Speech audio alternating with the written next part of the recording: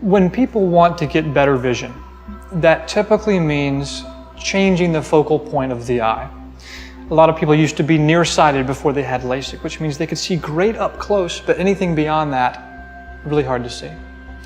If they are farsighted, that means that perhaps when they were young, they might have been able to see at distance, but not up close. And many people can't see at all if they're farsighted enough. And then the last thing that we commonly see is high amounts of astigmatism. And astigmatism basically refers to a football standing in the kicking position so that the curvature in one direction is a different curvature than in the other. And I contrast that with a basketball or a soccer ball.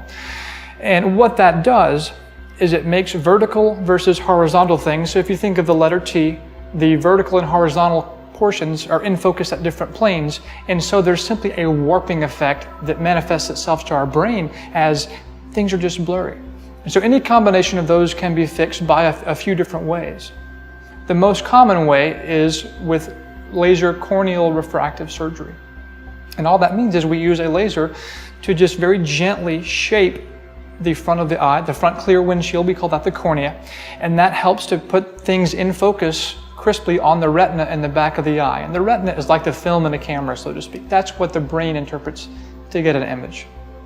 So that's the first and main kind. Now, if someone has a lot of nearsightedness, what we'll often do to get better optics and to not have to change the shape of the eye as much as we might consider putting in a lens called an ICL or an implanted Collamer lens. You can think of it as a contact lens, sort of, that goes inside the eye and never has to be removed or cleaned.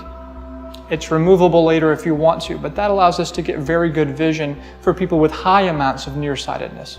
And lastly, a lot of people have begun deciding that they don't want to wait until their cataracts, which refers to the clouding of the natural lens within the eye, they don't want to wait till their cataracts are debilitating, because at that point it's already kind of dangerous to drive at night. You might not feel very comfortable with your depth perception, and those are normal parts of developing a cataract. And so what many people are deciding to do and achieving very good results with is to do what's called a refractive lens exchange. And what that means is we replace the lens that's in the eye, the natural lens, which is behind the iris, behind the colored part, replace that with an acrylic or silicone IOL or intraocular lens that in some cases can even give good distance, good intermediate, and even some near vision. And in that way kind of replicates a healthy 35-year-old eye or healthy 40-year-old eye. We can never correct things as well as a baby. We can never make the eyes that new. But the ability, especially in someone who is in their late 40s, 50s, don't see quite so well, but have certainly lost their near vision. That's been a great way to correct nearsightedness, farsightedness, and or astigmatism, as well as to give a range of vision back when that range has been lost.